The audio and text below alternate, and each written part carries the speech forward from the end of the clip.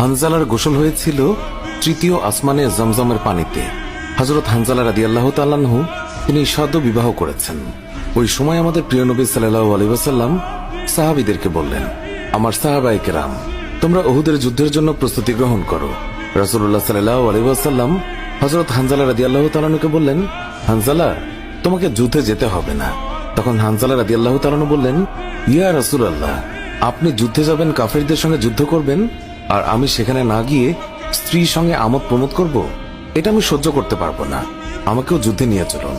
রাসূলুল্লাহ সাল্লাল্লাহু আলাইহি ওয়াসাল্লাম তখন বললেন, হানজালা, আমি তোমাকে আদেশ দিলাম, তুমি বাড়িতে থাকো, তোমাকে যুদ্ধে যেতে হবে না। হানজালা তখন নবীর আদেশ শুনে কাঁদতে কাঁদতে বাড়ি চলে গেল। আমাদের প্রিয় নবী সাল্লাল্লাহু আলাইহি ওয়াসাল্লাম সাহাবীদেরকে নিয়ে যুদ্ধে চলে গেছেন। এদিকে সাহাবী হানজালা তার স্ত্রীর সঙ্গে রাত কাটানোর পর তার উপর গোসল ফরজ হয়ে গিয়েছে, তাই সে গোসল করতে গেছেন, পানি নিয়ে দাঁড়িয়েও গেছেন।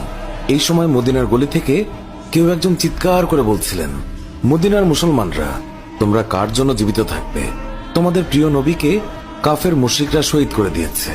এই কথা যেই মাত্র হানজালার কানে পৌঁছালো, তখনই তিনি পানির বালতি ফেলে দিয়ে তার স্ত্রীর কাছে গেল এবং তার স্ত্রীকে বলল, হে আমার স্ত্রী, তাড়াতাড়ি আমার তলোয়ারটা দাও। যে কাপুরুষরা আমার নবীকে শহীদ করেছে, যে কাফেররা বিশ্বনবী হযরত মুহাম্মদ সাল্লাল্লাহু আলাইহি ওয়াসাল্লামকে হত্যা করেছে, আমি তাদেরকে ছাড়ব না। আজ হয় তারা মরবে, না হয় আমি মরব। যেই দুনিয়ায় নবী নেই, সেই দুনিয়ায় আমি বাঁচতে চাই না। দাও, আমার তলোয়ারটা দাও। তখন হানজালার স্ত্রী বললেন, আপনি আমার নবীর হত্যাকারীকে হত্যা করতে যাচ্ছেন? যান, আমি বাধা দেব না, আমার বাধা দেওয়ার অধিকার নেই। তবে আপনি দয়া করে গোসল করে পবিত্র হয়ে যান, কেননা আপনার উপর গোসল ফরজ হয়ে গিয়েছে। এছাড়াও আপনি যদি উহুদের ময়দানে শহীদ হয়েও যান, আমি কোনো দুঃখ করব না। উত্তরে হানজালা বললেন, না, যদি আমি গোসল করতে যাই, তবে আমার নবীর হত্যাকারীরা কিছু সময়ের জন্য হলেও বেঁচে থাকবে, এটা আমি হতে দিতে পারি না।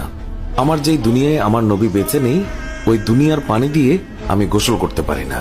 এই বলে তিনি তলোয়ার নিয়ে চলে গেলেন। উহুদের ময়দানে